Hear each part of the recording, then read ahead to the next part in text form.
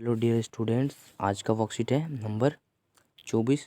तो मुझे बहुत से बच्चों ने कमेंट किया था कि आप बहुत लेट लेट वर्कशीट बनाते हो, तो मैंने इस बार बहुत जल्दी बनाया है जो कि वर्कशीट नंबर 24 है। तो ये क्लास 6 के लिए है, विषय हिंदी है। तो आज हम इस पाठ में क्या क्या पढ़ेंगे कि अब इस पाठ में वैद्य जी आते हैं और मोहन क्या क्या बहाने बनाता है।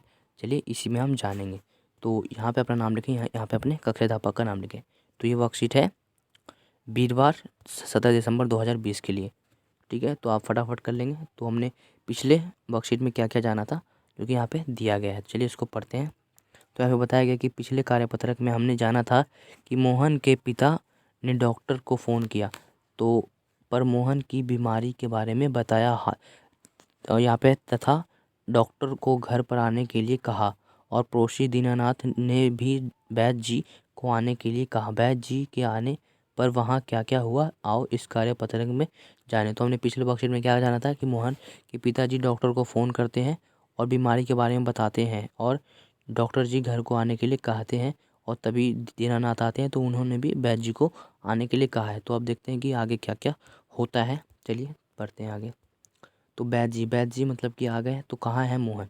मैंने कहा जय राम जी की। कहो बेटा, खेलने से जी भर गया है क्या? सॉरी, चौकड़ी करने को नहीं बचे क्या? तो सब उठकर हाथ जोड़ते हैं। वैद्य जी मोहन के पास कुर्सी पर बैठते हैं। तो यहाँ पे क्या कहा गया कि वैद्य जी का प्रवेश, यानी कि वैद्य जी आ जाते हैं घर में और सब जो उठकर हाथ जोड़ते हैं और वैद्य जी मोहन के पास कुर्सी पर बैठते हुए बोलते हैं कि क्या है मोहन? मैंने कहा जय राम जी की। ठीक है, तो आगे पढ़ते हैं कि पिता ने क्या जवाब दिया। तो पिताजी मोहन जीभ निकालता। तो वैद्य जी शाम तक ठीक था। दफ्तर से चलते वक्त रास्ते में एकदम बोला, मेरे पेट में दर्द होता है, ऐसे ऐसे होता है, समझ नहीं आता यह कैसा दर्द है। तो तभी वैद्य जी कहते हैं कि तभी बेटा, सॉरी अभी बता देता हूँ, असल में बच्चा है, समझा नहीं पाता तो नाड़ी दबाकर बात का प्रकोप है। मैंने कहा बेटा जीभ तो दिखाओ। मोहन जीभ निकालता। कब्ज है, पेट साफ नहीं हुआ, पेट टटोल कर हूँ। ठीक है, पेट साफ नहीं है, मल रुक जाने से वायु बढ़ गई है। क्यों बेटा? हाथ की उंगलियों को फैलाकर फिर सिकोड़ते हैं, ऐसे ऐसे होता है। तो मोहन कहता है जी हाँ कराकर। जब वैद्य जी पूछते हैं कि ऐसे ऐसे होता है तो मोहन कहता है जी हाँ। तो फिर वैद्य जी पूछते हैं हाथ से उछलकर। तो मैंने कहा ना, मैं समझ गया और अभी पुड़िया भेजता हूँ। मामूली बात है, पर यही मामूली बात कभी कभी बड़ों को छका देती है। समझने की बात है। मैंने कहा आओ जी दीनानाथ जी, आप भी पुड़िया ले लो। तो मोहन की माँ से आधे आधे घंटे, जो डॉक्टर जी है वो मोहन की माँ से कहते हैं कि आधे आधे घंटे बाद गर्म पानी में देनी है। 2-3 दस्त होंगे बस, फिर ऐसे ऐसे भागेगा जैसे गधे के सिर से सींग।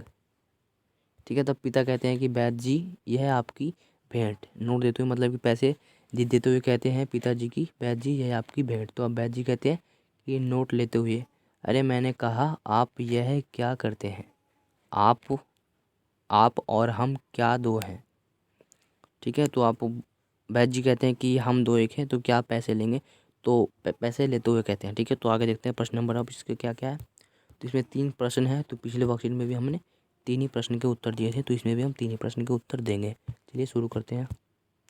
तो ऐसे ऐसे जानने के लिए वैद्य जी ने मोहन से क्या क्या सवाल किए। तो वैद्य जी ने बहुत से सवाल किए, जैसे कि पेट साफ नहीं हुआ, मल रुक जाने से वायु बढ़ गई। तो ऐसे बहुत सारे सवाल पूछे।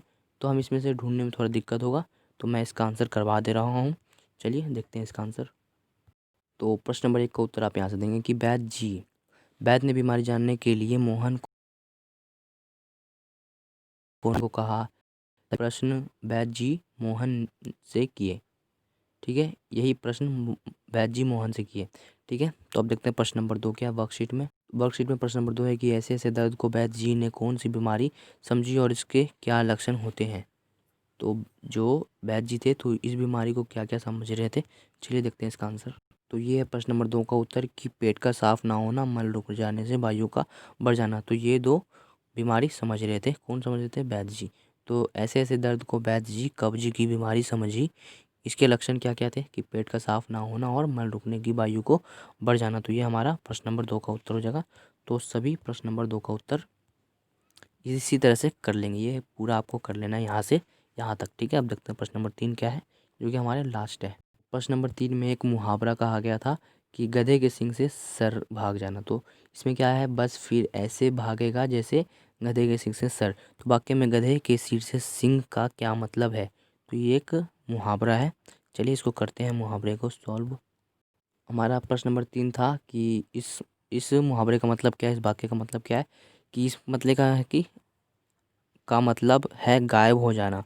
क्या कह रहे हैं कि गधे के सींग से सिंह की तरह का मतलब है गायब हो जाना, मतलब कि जो ऐसे ऐसे है, ऐसे ऐसे बीमारी है वो सिर के संग मतलब कि गायब हो जाएगा, ठीक है। तो आप प्रश्न नंबर 3 का उत्तर आराम से यहाँ तक कर लेंगे, ठीक है। तो आज के वर्कशीट में बस इतना ही।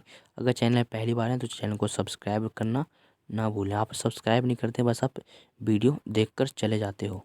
तो सब्सक्राइब करने में क्या जा रहा है आपका, सब्सक्राइब जरूर कर दें, ठीक है। तो मिलते हैं अगले वर्कशीट में, तब तक के लिए गुड बाय। अगर आपको वीडियो समझ आया तो वीडियो को लाइक भी करें।